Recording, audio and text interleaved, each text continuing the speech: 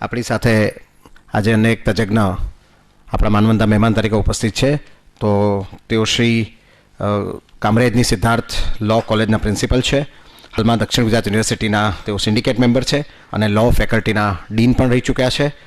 તો એમની આપણે પ્રતિભાવ એમનો સાંભળીએ હું વિનંતી કરું છું. શ્રી વિક્રમભાઈ દેસાઈને આ આજના પરિસંવાદનો પ્રતિભાવ આપે.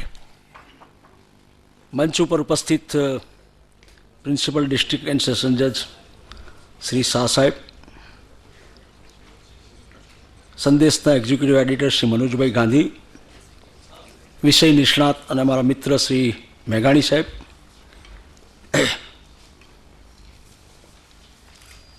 એડવોકેટ એસોસિએશનના મિત્રો, બધામાં સભામાં ઉપસ્થિત નાગરિકો તથા વિદ્યાર્થી ભાઈઓ અને બહેનો,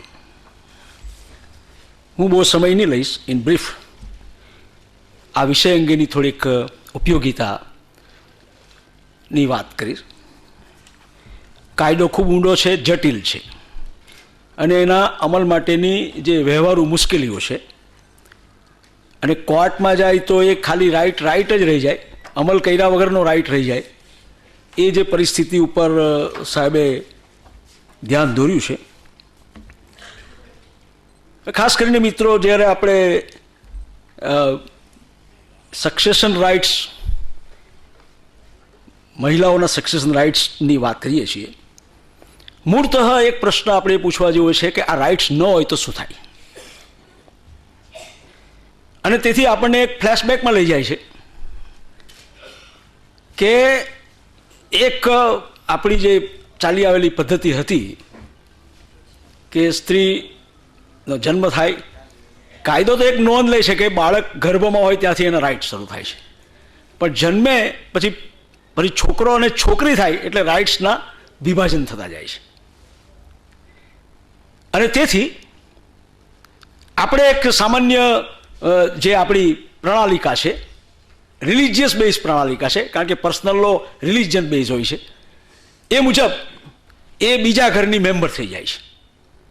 અને કારણ કે તે ત્યાં જાય છે એટલે અહીંથી એને જે કંઈ આપવાનું હોય તે આપી દીધું હોય છે અને વાત પતી ગઈ હોય છે.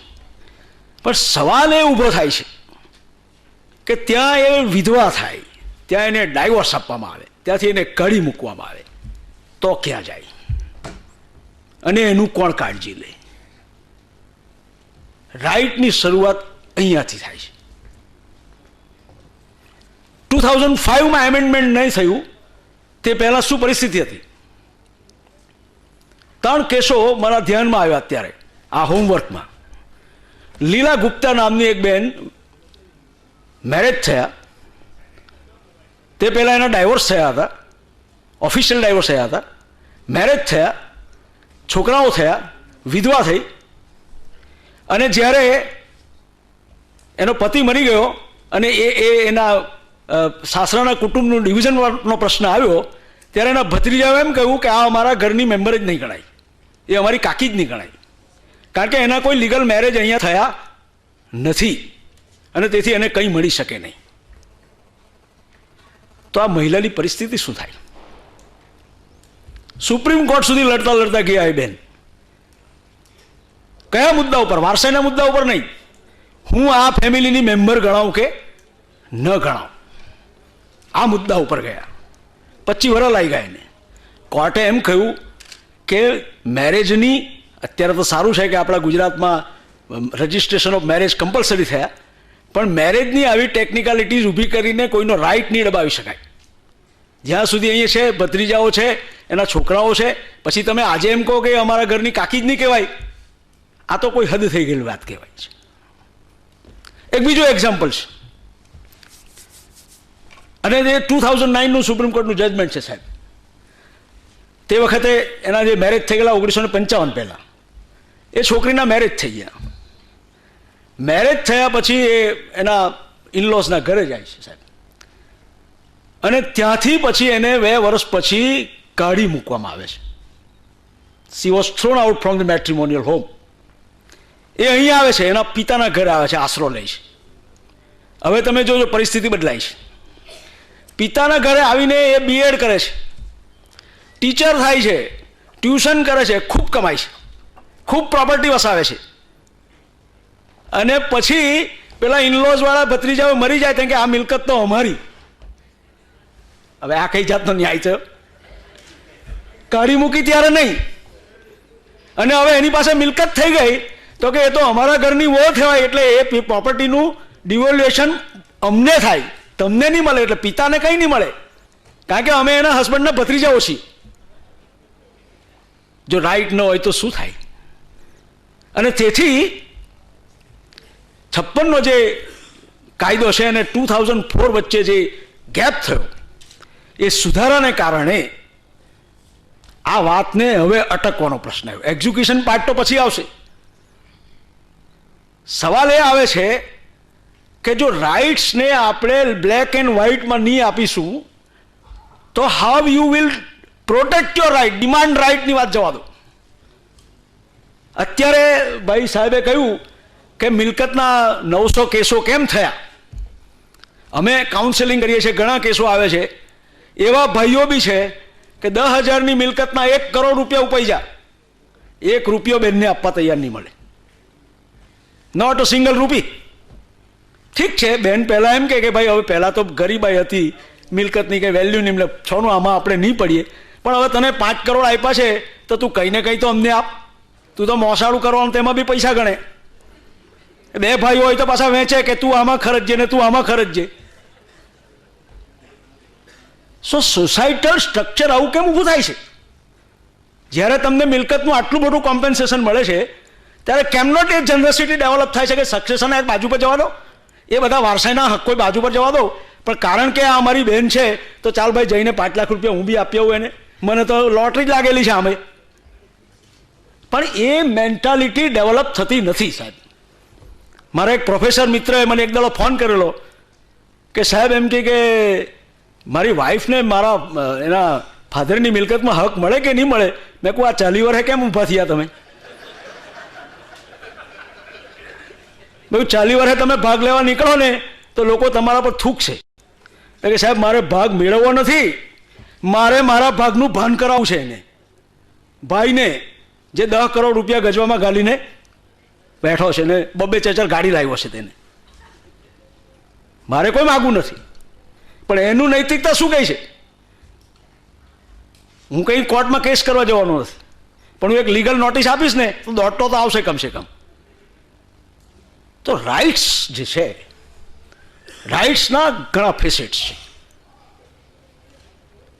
Until the right is not vested by a statutory provision, જ્યાં સુધી કાયદાથી કોઈ રાઇટને વેસ્ટ નહીં કરવામાં આવે ત્યાં સુધી કોઈ માને નહીં. અને કાયદાથી એટલા માટે કરવામાં આવે કે law is the only instrument of social change. કાયદા દ્વારા જ ચેન્જ થઈ શકે, એ મારું બહુ પ્રમાણિકપણે માનવું છે. એક બીજો કેસ થયો. હવે તમે જુઓ, સેક્શન 23 અત્યારે ડિલીટ થયું છે, જેની ખૂબ માથાકૂટ ચાલી હતી. સાહેબે તો સક્સેસનરી રાઇટ્સ કહ્યા છે, પણ જે પરિસ્થિતિ છે, રહેવાનું ઘર જૂના કાયદામાં એ કાયદો એવું કહે છે 2004 પહેલાંની પરિસ્થિતિ કે રહેવાના ઘરમાં પિતા ગુજરી જાય પછી ભાઈઓ જ્યાં સુધી પાર્ટીશન નહીં કરે ત્યાં સુધી બહેનથી એમાં રાઇટ મંગાય નહીં, પાર્ટીશનનો ત્યાં સુધી નહીં મંગાય. હવે આ કેસમાં એવું થયું કે ભાઈ એકલો જ, બીજા કોઈ ભાઈ મળે જ નહીં, 2-4 ગાળા ઘર. ભાઈ જો મળ્યા તો ફાધર ગુજરી ગયા એટલે ભાડૂતને લાવ્યા અંદર. એટલે પેલા બહેને એમ કહ્યું કે ભાઈ તું હવે કાં તો આનું ડિવિઝન કર, અને ડિવિઝન કરીને મારો ભાગ તું મને આપ. તે તો આનો આ રીતે ઉપયોગ કરવા માંડ્યો. તો કે ના ના, સેક્શન 23 મુજબ તને કંઈ નહીં મળે જ્યાં સુધી હું પાર્ટીશનની ક્લેમ કરું ત્યાં સુધી. આ બેઠું સુપ્રીમ કોર્ટ સુધી ગઈ. હવે સુપ્રીમ કોર્ટમાં સુધી બાય એમેન્ડમેન્ટ થઈ ગયું. એટલે પેલા એવું ચેલેન્જ કર્યું કે આ એમેન્ડમેન્ટને પાછળથી લાગુ નહીં પાડે, રિટ્રોસ્પેક્ટિવ નહીં અપાય. It is save by section 3 of the Hindu succession act. અને જે તાની પરિસ્થિતિ તે અત્યારે ચાલુ રહેવી જોઈએ કે જ્યાં સુધી હું વિભાજન અંગે નહીં વિચારું ત્યાં સુધી આ બેનથી કંઈ મંગાય નહીં. અને amended section 23 B right of residence તો કાઢી જ નાખ્યો છે પાછો. રાઇટ ઓફ પાર્ટીશન આપ્યો છે, રાઇટ ઓફ રેસિડન્સ નથી. એટલે મિત્રો કાયદાની અંદર જ્યાં સુધી સ્પેસિફિક રાઇટનું એનમરેશન ન થાય ત્યાં સુધી કોઈ વ્યક્તિ પોતાના અધિકાર અંગે બહાર નીકળે અને કહે કે મારો અધિકાર છે, એ અધિકારનો તું ઉપયોગ કર.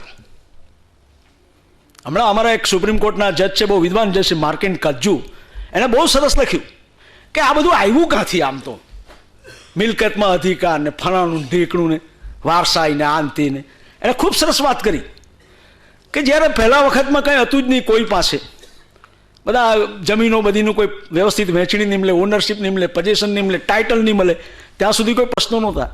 પણ જ્યારથી પ્રાઇવેટ પ્રોપર્ટી આવતી ગઈ છે અને પ્રાઇવેટ પ્રોપર્ટીમાં જ્યારથી એક વધારેમાં વધારે મિલકત રાખવાનો કન્સેપ્ટ ઊભો થયો છે, એક્વિઝિટરી પેલા ઊભા થયા છે, તેને કારણે આ બધા અધિકારોનું સ્થાપન શરૂ થયું છે. અને વ્યક્તિના એક હ્યુમન ટ્રેડિશન છે કે મારી સંપત્તિ વધારે, જેટલી વધારે થાય તેટલી સારું. ભાઈ તો કહ્યું ચોકસી સાહેબે કે બહુ રાખવી જ નહીં, પણ એવું થતું નથી, ઉલટી કેટલી વધે. કારણ કે ભ્રષ્ટાચારમાં પકડાય ત્યારે 5,000 ને 10,000 કરોડ વાટે. કેટલી બધી મિલકત માણસ વસાવતો જાય, એનો ખબર હોય કે મારી લાઈફ ટાઈમમાં હું આ પૂરી કરી શકવાનો નથી, છતાં એ વસાવતો જ જાય, કોરારો કરતો જ જાય. ત્યારે એક્વિઝિટરી ઇન્સ્ટન્સ જે છે ને, એ તમને ઈચ્છતો હોય તો બી એને પ્રોપર્ટીને આપે નહીં, જ્યાં સુધી એને કોઈ રાઇટથી એને એમ નહીં કહેવામાં આવે, કમ્પેલ નહીં કરવામાં આવે કે આવું ન ચાલે. You are not the sole owner of this property. અને તેથી જે પ્રશ્નો ઊભા થાય છે, એક વાત જોશી, હું એમની સાથે જજ સાહેબ સાથે સંપૂર્ણપણે સંમત છું કે પાર્ટીશનનો કોઈ શૂટ ડીક્રી થયો નથી. હું વકીલાત કરતો હતો 1985માં એક કેસ દાખલ કરીને આવેલો છે, હજુ આજે બી એનો નિકાલ આવ્યો નથી. એ વાત તદ્દન સાચી છે, એ વાત તદ્દન સાચી છે. પણ એક વસ્તુ સાહેબ થઈ કે 4 સિટિંગ અમારે થયા કે ચાલો અમે બધું છોડી દઈએ, તું આપે શું, એની એક પ્રાઇસ નક્કી કરી દે, અમે બધું વિડ્રો કરી દઈએ. પણ જો પેલો ભાઈ આવીને એમ કે કંઈ નહીં મળે ત્યાંથી થાય તે કરી લે, તો શું કરવું? Vote to do? Can we have a hands of attitude? અને તેથી કાયદાનું જે એમણે જે રસ્તો બી સરસ બતાવ્યો છે કે આ રાઈટ હશે તો આર્બિટ્રેશન કે એનો પ્રશ્ન આવશે, પણ એ આર્બિટ્રેશનની મેકેનિઝમ ઉપસ્થિત કરવી પડશે. જેમ ખોરાકીના કાયદામાં ખોરાકીની અરજી થાય અને પછી કોર્ટમાં પતિ પત્ની વચ્ચે સમાધાન થાય, ઇનડિરેક્ટલી જે બધું થાય, એવી કોઈ મેકેનિઝમ જો ઊભી થાય તો આ રાઇટ્સ બધાનો જે ખરેખર અક્ષરશઃ એનો અમલ થઈ શકે. બીજી એક વાત છે મિત્રો કે જ્યારથી જેન્ડર રાઇટ્સનો ઉદ્ભવ થયો, મહિલાઓને લગતા રાઇટ્સો, જે ઇંગ્લિશ કાયદાની સાહેબે વાત કરી, આપણને જાણીને નવાઈ લાગશે કે કોમન લોના કાયદામાં પણ વુમનને કોઈ અધિકાર નહોતો. અને મેં તો સાહેબ અહીંયા સુધી વાંચ્યું કે સ્ત્રીને કોપીરાઇટ લેવાનો બી અધિકાર નહીં મળે કોમન લોની અંદર. જ્યાં સુધી મેરિડ વુમન પ્રોપર્ટી એક્ટ નહીં આવ્યો ઇંગ્લેન્ડની અંદર, ત્યાં સુધી એને કોપીરાઇટના અધિકારો બી નહીં આપ્યા.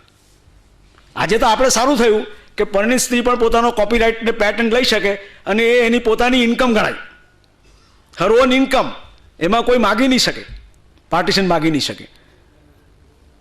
અને બીજી વસ્તુ શું થઈ કે જ્યારથી આપણે બંધારણીય વ્યવસ્થામાં આવ્યા અને બંધારણીય વ્યવસ્થામાં આવીને જ્યારે આપણે એવું સ્વીકાર્યું આર્ટિકલ 15 કે અમે કોઈ પણ વ્યક્તિને તેના જાતિ, ધર્મ અથવા એના વર્ગ પ્રમાણે એનું ડિસ્ક્રિમિનેશન નહીં કરીશું, ત્યાર પછી ના જે કોઈ કાયદાઓ બને અથવા તો અગાઉ બનેલા હોય એમાં આવા પ્રોવિઝનો હોય તો તેનો સુધારો કરવો જોઈએ અથવા નવા બનાવવા જોઈએ. અને તો જ તમે એમ કહી શકો કે આપણે બંધારણીય ઇક્વાલિટીની વ્યવસ્થા ઉપર જઈ રહ્યા છે. જ્યારથી બંધારણ પહેલાંની વાત જુદી હતી, બંધારણ પછીની વાત જુદી છે. જે ડ્વેલિંગ હાઉસનો મુદ્દો આવ્યો અને એની અંદર સુપ્રીમ કોર્ટે આ વાત બહુ સરસ કરી, જસ્ટિસ એમ કે શર્માએ. હું એનું એક વાક્ય વાંચું છું which is very important.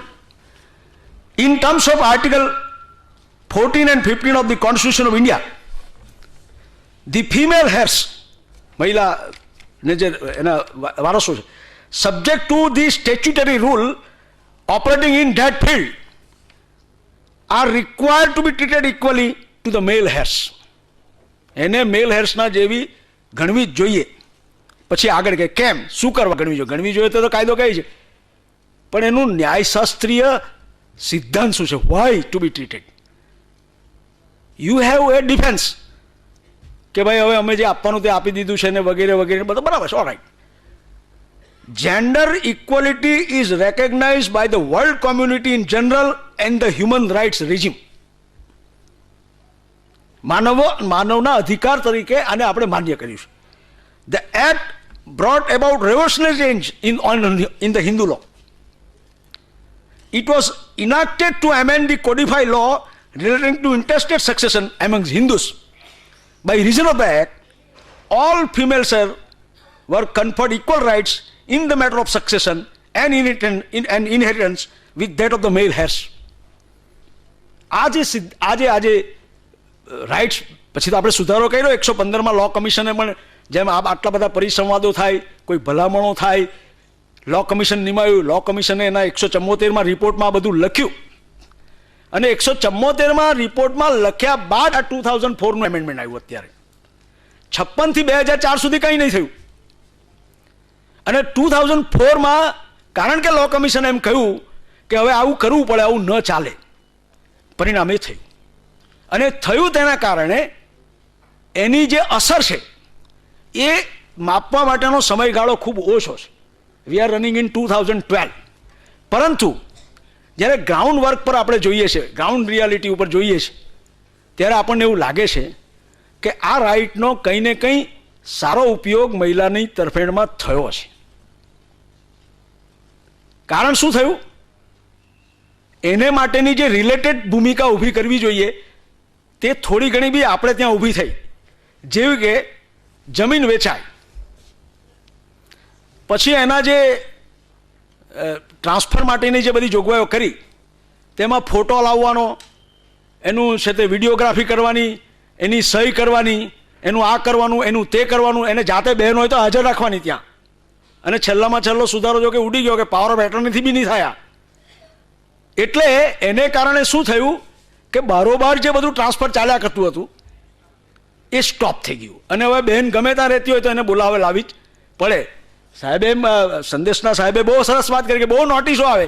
A notice કેમ આવે? પેલો બારોબાર કારભાર કરેલો હોય એટલે સહી કરાવી લીધેલી હોય, અથવા બહેનની સહી કરી દઈ, અથવા ભાઈ અમેરિકા રહેતો હોય એને હું થોડી ખબર પડવાની છે 25 વર્ષ પછી એક સહી કરી દઉં, તલાટીને ના જાય, 135 ડીન નોટિસ આ ચાવડી પર ચોંટાડેલી છે, લીગલ ફોર્માલિટી મારા તરફે પૂરી થઈ ગઈ છે, ઓળખાણ કોણ આપી? ફરાળ આપી. હવે આપણે એની રિલેટેડ ભૂમિકા ઊભી કરતા ગયા કે ભાઈ આવું કંઈ બી થાય એટલે બધા હેર્સને લાવો, બધાની સહી કરાવો, તેનો ફોટો લેવો ને રૂબરૂમાં હાજર કરો, તેને કોઈ પ્રતિનિધિ ન ચાલે. પાવર ઓફ એટર્ની હવે પાછો ચાલતો થઈ ગયો છે. તો આવી રીતની જે રિલેટેડ વાતો છે એ રિલેટેડ વાતો જો થાય તો શું થશે કે પેલા જે સહી કરતા પહેલા એ કહે છે કે મારું હું આમાં થાય કે નહીં થાય? ભાઈ અસ્થાના સાહેબે કહ્યું કે સહી કરતા વિચારવાનું, સહી કરતા વિચારવાનું, હા હું કરું તો ખરી પણ આમાં મારું શું છે? અને પેલો ભાઈ બી છે ને સહી કરવા જશે ને માનસિક રીતે પ્રિપેર થશે કે ભાઈ હું કંઈ મફતમાં લાવી શકવાનો નથી, એને કંઈ ને કંઈ આપવું તો પડશે. આવી એક વિચાર એના મગજમાં. હવે એક વસ્તુ જુદી છે કે એ એમાઉન્ટ નક્કી કરી ગયેલો તેના કરતાં વધારે માગી પડે તો પછી પ્રોબ્લેમ થાય. પણ સામાન્યતઃ એનામાં એક આ એક ફિલિંગ ઊભી થઈ જાય છે કે લે ભાઈ હવે આમાં કંઈ ને કંઈ આપણે કરીએ. આ એક વ્યવસ્થા જેને કહેવાય કે રિલેટેડ વ્યવસ્થા જો જે ઊભી થઈ છે એને કારણે આ એમેન્ડમેન્ટનો થોડો ઘણો ફાયદો થયો છે. એક બીજી વાત આની અંદર, અને ખાસ કરીને હું હવે બહુ આ વિષયમાં વધુ ટાઈમ ન લઈશ કારણ કે પ્રશ્નોત્તરીનો સમય છે, પણ મિત્રો કે આ જે બધા કાયદાઓ આવ્યા ને, ભલે ન્યાયતંત્રમાં મોડું થયું છે સાહેબ, જોશી સાહેબ મારું રિસર્ચ એવું કહે છે કે ભલે ન્યાયતંત્રમાં મોડું થયું છે પણ મહિલાને અધિકારો ન્યાયતંત્રે જ આપ્યા છે. પાર્લામેન્ટે તો કાયદો પછી ઘડ્યો, પહેલાં ન્યાયતંત્રએ કહ્યું તમે કે આ કાયદો બનાવો, અને તેથી તમે જુઓ 1984માં વિશાખાનો કેસ બન્યો તો વર્કિંગ વુમનને ત્યાં અધિકારો મળ્યા.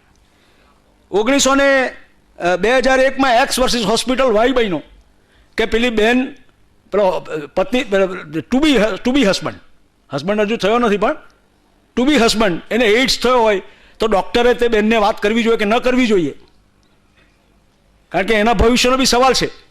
અને પહેલાં એમ કહ્યું કે ના કરે તો કશો વાંધો નથી, એમાં પ્રિવિલેજ કોમ્યુનિકેશનનો કંઈ ભંગ નથી થતો. એક્સ વર્સિસ હોસ્પિટલ વાયનો કેસ આ રાઇટથી ઉપર થયો, કારણ કે ઓલ રાઇટ ડૉક્ટર સાહેબ તમે યુ કેન અન્ડરસ્ટેન્ડ કે privilege communication is there, but when there is a interest of the woman is involve I must declare this things. કારણ કે મને પૂછવા આવ્યા છે, એને કે કહેવા જવાની જરૂર નથી. સરલા મૃદકગલનો કેસ આવ્યો,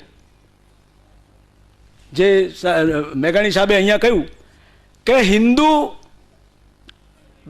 પરણેલો હોય, બીજી પત્ની કરવાનો હોય ત્યારે પેલી એ જે બીજી એની વાઇફ થવાની હોય તે એને બંને જણા મુસ્લિમ થઈ જાય, નામ આપી દે, અને પછી પેલા ફોજદારી ધારાની 492 કે એવી કલમમાંથી બચવા સારું, 494માંથી બચવા સારું એમ કે મારા હું તો હવે મુસ્લિમ થઈ ગયો, મને કાં હિન્દુ કાયદો લાગુ પડે.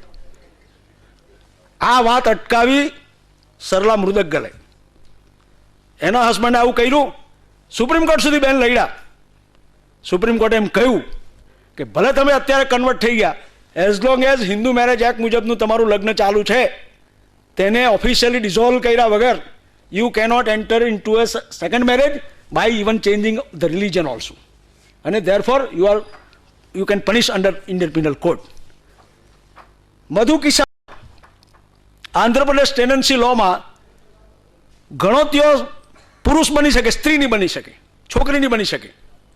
C challenge. આ તો જર્નલિસ્ટ છે આ બેન, એ બી સુપ્રીમ PIL દાખલ કરી, કેમ નહીં થઈ શકે?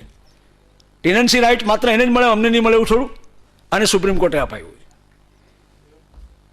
મુથમમાં Nargis Mirza irretrievable breakdown of marriage, જે લગ્નની અંદર બિલકુલ જે બર્ડનસમ છે અને એ કોઈ દિવસ રિયુનિયન થાય એવી કોઈ શક્યતા જ નથી, કારણ કે પેલા બીજા ઓલરેડી બીજી બેન સાથે રહેવા માંડ્યું છે એને, અને બંને જણા મને રિક્વેસ્ટ કરે છે કે હવે છૂટી કરો. સુપ્રીમ કોર્ટ કહે છે કે છૂટા કરો. તમે આમાં ખોટી માથાકૂટ નહીં કરો, કારણ કે 5-25 વર્ષે ડાયવોર્સ થશે ત્યારે તો એ લોકોની મેરેજની એજ પૂરાઈ ગઈ હશે. એટલે આ બંને જણા મુક્ત થાય, પેલા ઓફિશિયલ મેરેજ થાય, આ બેનનું બી કંઈ ઓફિશિયલી જે કંઈ થવાનું તે થાય, પણ આપણે કોઈ જગ્યાએ we have to give certain relief to the parties. અને આ બધું જે ઇવોલ્યુશન થયું મિત્રો ન્યાયતંત્ર દ્વારા, એ ન્યાયતંત્ર દ્વારા બી ઇવોલ્યુશન થયું.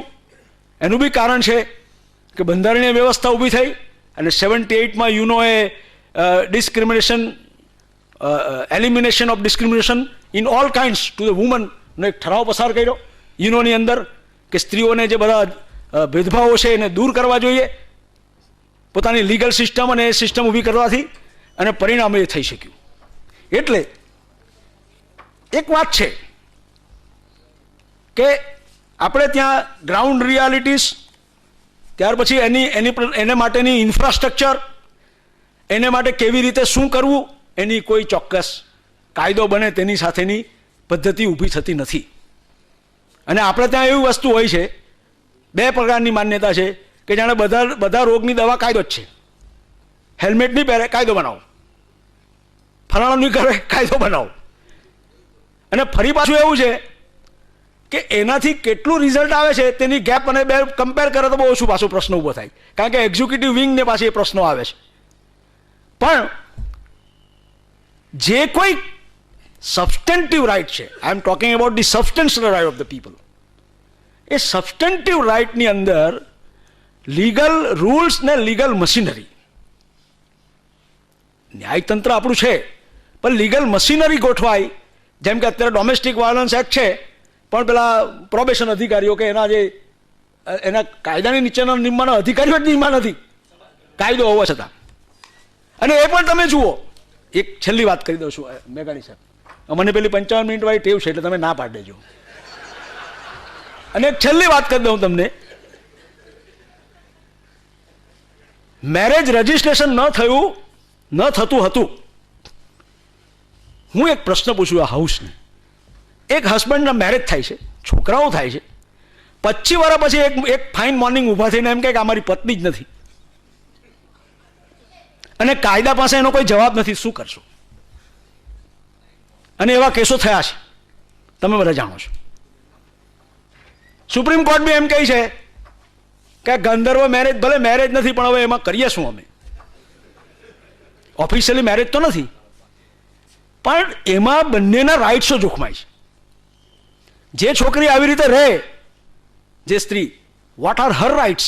એને કોઈ 125માં તો એમ કહી દીધું કે એને કોઈ ખોરાકી માગી શકે નહીં, કારણ કે એમાં વાઇફની વ્યાખ્યા લખી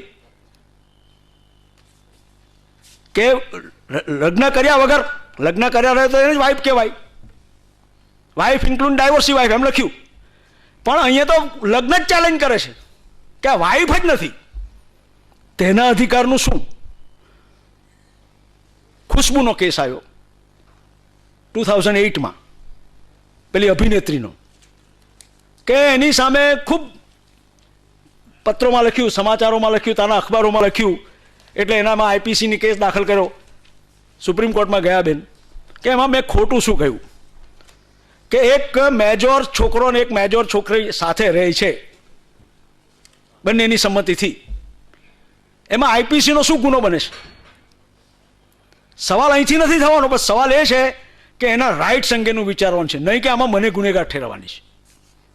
ડોમેસ્ટિક વાયોલન્સ એક્ટની ત્યાં ઉત્પત્તિ થઈ, અને ડોમેસ્ટિક વાયોલન્સ એક્ટની અંદર એ મૂકવામાં આવ્યું કે she can also claim her rights. એ પરણેલી હોય કે ન પરણેલી હોય, એને ડ્વેલિંગ હાઉસનો બી રાઇટ મળશે. 125માં ભલે નહીં મળે, આમાં મળશે. પણ અત્યારે એક બહુ ખૂબ સરસ જજમેન્ટ બોમ્બે હાઈકોર્ટનું આવ્યું, અને તેમાં એમણે એવું કહ્યું કે કલમ 125માં પણ આને વાઇફ તરીકે જ ગણવામાં આવશે, અને વાઇફ તરીકે જ ગણવામાં આવશે. અને તે માર્કેન કાજ્જુના એક ચુકાદામાંથી જાણવાની મળી સાહેબ કે Mimamsa rule of interpretation personal લોમાં તમારે દાખલ કરવો જોઈએ, not on the strict principle of other law, કે મીમાંસા રૂલ ઓફ ઇન્ટરપ્રિટેશન જેના ઉપર આપણું જ્યુરિસ્પ્રુડન્સ ઉભેલું છે, એટલે she is also to be treated as good as a wife. એ કોઈ બહારની વ્યક્તિ નથી. એટલે મિત્રો, આ ઘણી બધી વાતો છે આ કાયદાની અંદર, અને એ કાયદો બી ખૂબ ઊંડો અને જટિલ છે. પણ હું એક વાત બહુ સ્પષ્ટપણે માનું છું કે vesting of rights, acquiring of rights, implementation of rights, utilisation of rights, આ બધા જુદા જુદા ફેસેટ છે. રાઇટ્સનું યુટિલાઇઝેશન કોઈ ખરાબ રીતે બી કરવાનું છે, આપણે જાણીએ છીએ. પિસ્તોલવાળી વાત આવી હતી, એ કોઈ રાઇટ્સનો ઉપયોગ ખરાબ રીતે કરે છે. બોલવાનો મારો અધિકાર છે, ત્યારે મારા પર બી એક જવાબદારી આવે છે કે મારે એવું બોલવું જોઈએ કે હું બીજાની કોઈ બદનક્ષી નહીં કરી શકું, તો ચોક્કસ મારા પર પિસ્તોલ બી છે. પણ where there is a right there is a remedy, આવું અમને લો ઓફ ટોર્ટની અંદર કહેવામાં આવ્યું છે. અને તેથી રેમેડી મળશે તો હું આગળ ચાલી શકીશ, નહીં તો પેલી ખુશ્બુ જેવી પરિસ્થિતિ કે પેલા સરલા મૃદગલ જેવી પરિસ્થિતિ ઊભી થાય.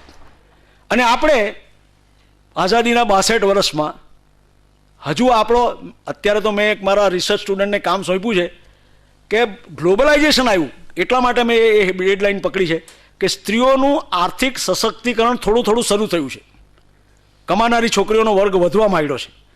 ત્યાર પછી એવા કયા ચુકાદો આવ્યા છે કે જે ચુકાદાઓ થકી એમ કહેવાય કે now you can have your own right in this on this earth. આવા 5-6 રિપ્રેઝેન્ટેટિવ ચુકાદો આવ્યા છે, વી આર એક્ઝામિનિંગ ધેટ.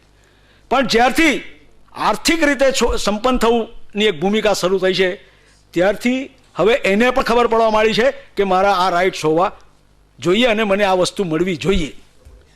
62 વર્ષ થયા છે, હજુ ટાઈમ જશે તેમ તેમ ડિમાન્ડ વધશે રાઇટ્સની. જ્યાં ખરેખર ઇનજસ્ટિસ થયો છે એ ઇનજસ્ટિસને, ગેપને પૂરવાનો પ્રયત્ન આ રાઇટ્સ દ્વારા કરવો પડશે. ખોટા રાઇટ ના માગી શકાય, એ જુદી વાત છે, પણ જે ખરેખર રાઇટ મળવો જોઈએ તે ન મળે, where you will demand your rights. અહીં આ આખી વાતને પૂરી કરીને હું વિરમું છું, અને મને આ જે તક આપી એ બદલ સંદેશનો હું આભારી છું. આઈ થિંક જે કંઈ સવાલો તમારા આવશે એનો આપણે અહીંયાથી જવાબ આપીશું. Thank you very much.